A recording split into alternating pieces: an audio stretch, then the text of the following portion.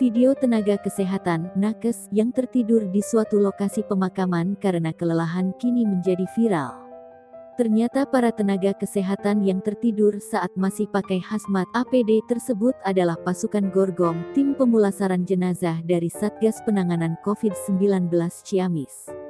Peristiwa itu terjadi pada Minggu, tanggal 4 Juli tahun 2021, sore di tempat pemakaman umum, TPU, Desa Jalatrang, Kecamatan Ciamis. Dengan meningkatnya angka kematian kasus COVID-19, tugas pasukan Gorgom semakin berat. Sehingga mereka kelelahan. Banyak jenazah pasien COVID-19 yang harus dijemput di Pulasara, dievakuasi ke pemakaman, dan dimakamkan. Sementara petugas atau relawan sangat terbatas. Sementara pasukan Gorgom hanya beranggotan 8 orang.